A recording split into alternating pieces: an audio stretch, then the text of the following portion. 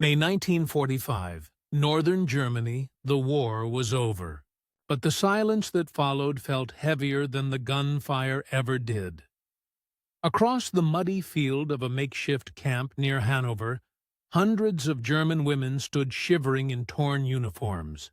Their faces were pale, their eyes hollow, a mixture of fear, exhaustion, and disbelief. Days earlier, they had served in the Reich's collapsing hospitals and communication posts. Now, stripped of rank and purpose, they were prisoners of the enemy they'd been told would destroy them. American soldiers walked slowly among them, not with rifles raised, but with crates of food, wool blankets, and worn army coats. One soldier paused beside a young German nurse whose clothes had turned to rags. Without a word, he handed her a clean uniform and turned away. She froze, unable to believe that the same men who'd conquered her homeland were now helping her dress. In that quiet moment, something shifted. Mercy appeared in the ruins of vengeance. May to 1945. Germany had finally collapsed under the weight of 6 brutal years of war. Adolf Hitler was dead, Berlin lay in ruins, and across Europe, the remnants of the Third Reich were surrendering in waves. But victory did not bring instant peace, only chaos. More than 11 million German soldiers laid down their arms in those final weeks. Among them were not only men, but thousands of women, members of the Wehrmachtshelferinnen, Luftwaffe communications staff, Red Cross nurses, and clerical auxiliaries who had served in hospitals, field posts, and even anti-aircraft batteries. Most were barely in their 20s. Many had never seen combat, yet they found themselves behind barbed wire, classified as prisoners of war. The Allied forces were unprepared for the sheer number of captives. Fields, factories, and schoolyards were converted into temporary camps. Fences made from scrap metal enclosed tens of thousands of defeated soldiers and civilians. There were few tents, little food, and almost no medicine. Rumors spread quickly among the women captives. They had been told to fear the Allied soldiers, especially the Americans. Propaganda had painted them as merciless conquerors who would punish every German without distinction. As the women were marched into the camps, their fear was not of death, but of what might come next. The air carried the smell of smoke and decay. Cities were still burning in the distance. Soldiers who once shouted orders now sat silently, staring at the ground. No one knew what the new rules were, or who would survive the coming weeks. Yet amid that collapse, something unexpected began to happen. The victors, weary of death themselves, found compassion where hatred should have been. In the first weeks after Germany's surrender, the Allied military administration faced an impossible task: controlling millions of prisoners scattered across a country in ruins. The Geneva Convention of 1929 technically governed the treatment of prisoners of war, but reality outpaced regulation. Entire divisions surrendered at once. Camps overflowed overnight. Food supplies, transport routes, and even medical personnel were stretched beyond breaking point. The U.S. Army began establishing a network of temporary enclosures, open fields ringed with barbed wire, known as the Rheinwiesenlager, or Rhine Meadow Camps. Designed to hold captured soldiers, these improvised facilities soon included thousands of German women, clerks, nurses, telegraph operators, and volunteer auxiliaries. They were not combatants, but they wore uniforms, which made them, under Allied classification, prisoners of war. Most of the American guards were young men barely older than the women they now watched over. They had seen the concentration camps, the death marches, the evidence of atrocities. Many arrived filled with anger and disbelief at what they had witnessed. Yet when they saw these thin, frightened women, often barefoot, hungry, and covered in lice, that rage faltered into something else. The contrast was jarring.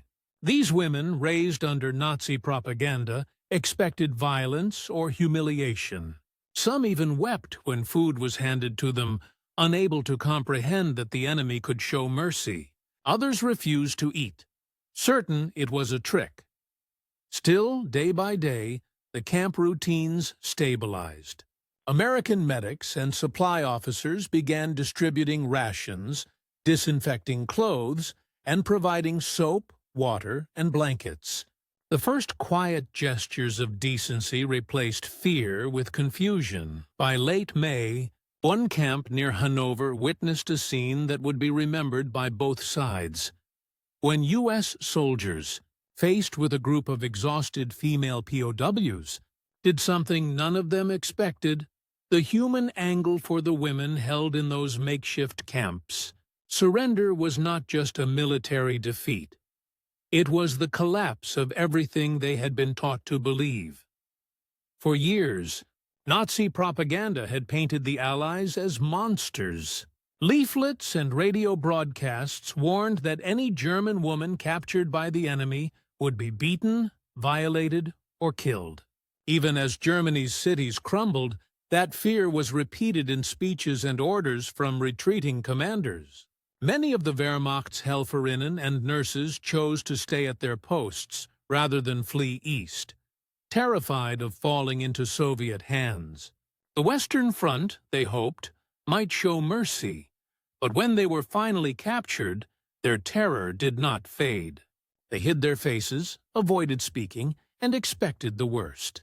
Some tore insignia from their uniforms, afraid of being associated with the SS.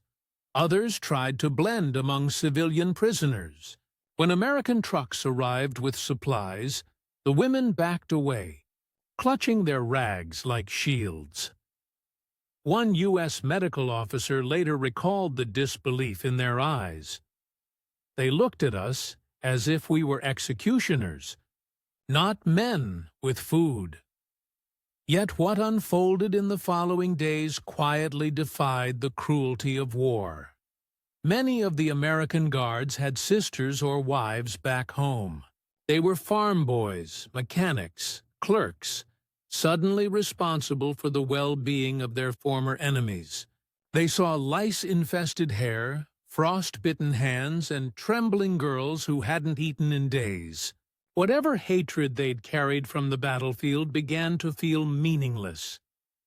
When rations were shared, the women cried. When they were handed blankets, some hesitated, expecting a blow. Others whispered, "Danke," their voices barely audible through the barbed wire. The smallest acts, a sip of coffee, a piece of bread, a coat draped over shoulders, became powerful gestures of reconciliation. The women later wrote in diaries and letters how those moments rewired their understanding of the enemy. Mercy from the victors was not weakness. It was something entirely new. Human decency in a place designed for punishment. And soon, that humanity would reveal itself in a single unforgettable act. The American angle for the American soldiers guarding those camps. The end of the war was not the triumph they had imagined. Many had fought across France, seen friends die in the Ardennes, and walked through the gates of Dachau or Buchenwald. They carried with them images of mass graves and starving prisoners, proof of the evil they had come to destroy. So when they were assigned to oversee captured Germans, few expected sympathy to be part of the job. Orders were clear: maintain discipline, prevent escapes, ration supplies carefully. But nothing in their training prepared them for what they found. Lines of young women in torn uniforms, their faces gray with hunger, their feet wrapped in rags. Private diaries and unit reports reveal the shock. One sergeant from the 84th Infantry Division wrote, "They looked like ghosts." Some were still trying to stand at attention, though they could barely stay upright. Another noted how the girls flinched when we spoke, as if every word might be a command or a curse. The Americans were torn between anger and pity. They knew what Germany had done, the destruction, the camps, the loss. Yet these women in front of them seemed as much victims as culprits, crushed beneath the same war machine they had served. Rations were scarce, but guards often slipped food through the wire. Others quietly traded cigarettes for trinkets or offered discarded coats from supply trucks. A few even risked reprimand to fetch water or bandages for the sick. The army called it discipline. The men called it conscience. What the soldiers witnessed inside those fences reminded them that victory carried its own burden, the burden of mercy. Some admitted that helping those women was harder than fighting them. It required restraint, compassion, and the courage to see humanity where months of propaganda had erased it. By early June, in one camp near Hanover, that moral reckoning came to life.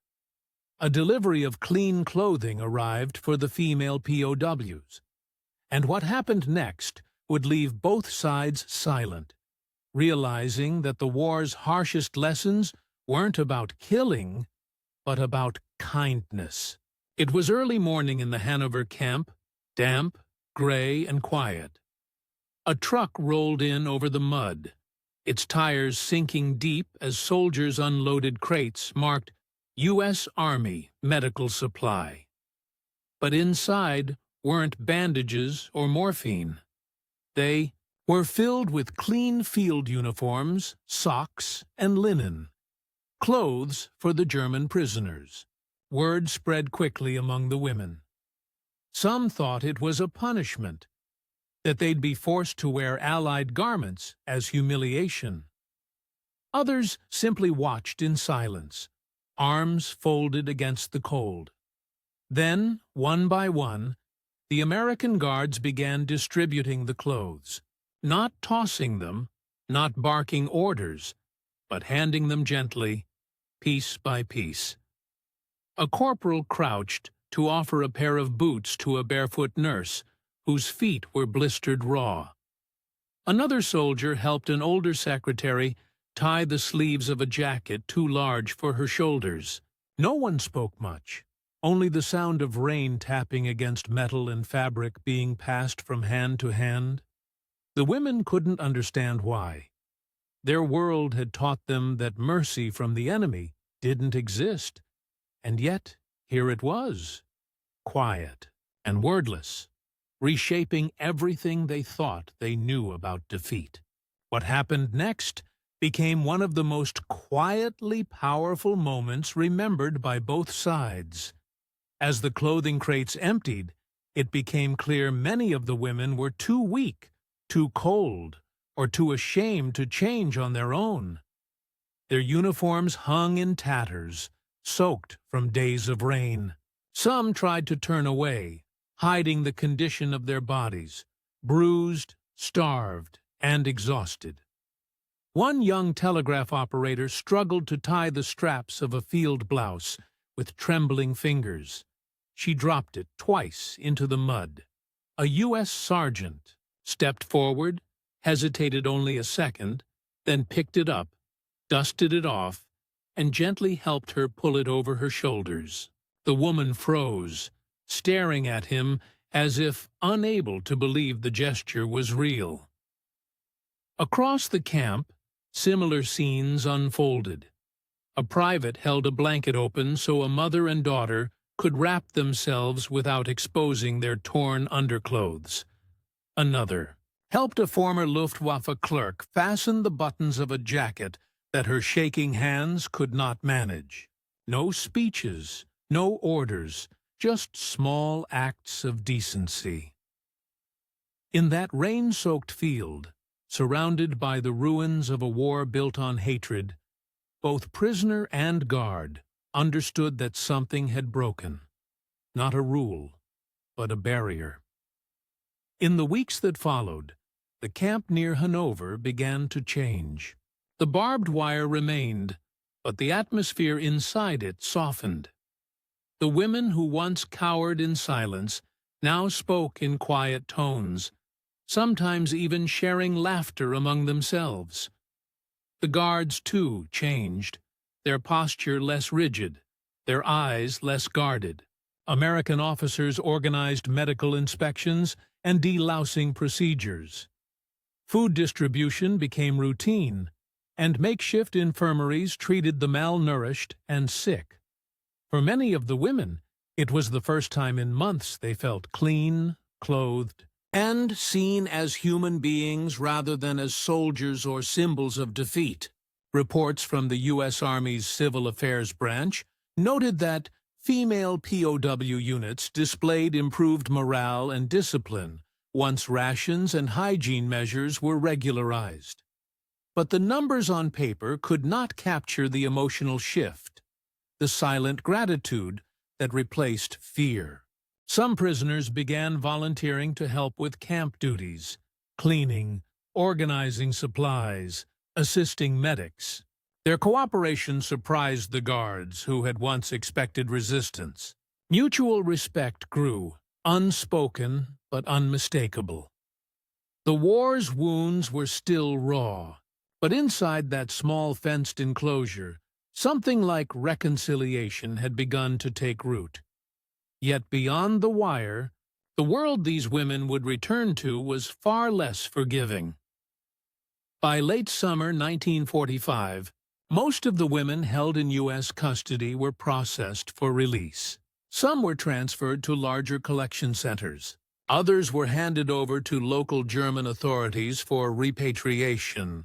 Their release papers often listed them simply as Wehrmacht Auxiliary Personnel, a vague label that carried little protection in a shattered homeland. Many returned to cities reduced to rubble. Others crossed into the Soviet zone, where occupation policies were far harsher. A few never spoke of their imprisonment at all, fearing judgment in post-war Germany, where resentment and survival overshadowed reflection. Yet among those who did, one memory resurfaced again and again: the day American soldiers helped them dress. In later interviews and memoirs collected by historians, several women described it as the first moment we felt like people again. Others said they wept not from gratitude, but from confusion. We couldn't understand why they would help us. We didn't deserve it. The story spread quietly, retold in displaced persons camps and among families rebuilding their lives. To some, it symbolized the mercy of victors. To others, the fragile beginning of a new Europe, one where humanity could survive even the worst of wars. That memory, preserved in fragments, would outlast the barbed wire itself. In every war, history remembers the battles, not the silences that follow them. But sometimes, it is in those silences that the truest moments of humanity are found. The scene at the Hanover camp was never recorded in official reports. No medals were given, no speeches made. It existed only in the memories of those who lived it. German women stripped of pride, and American soldiers burdened with victory. Yet within that quiet exchange, a coat offered, a hand extended, a button fastened. The meaning of peace revealed itself more powerfully than any surrender document could convey. For the women, that day became a turning point.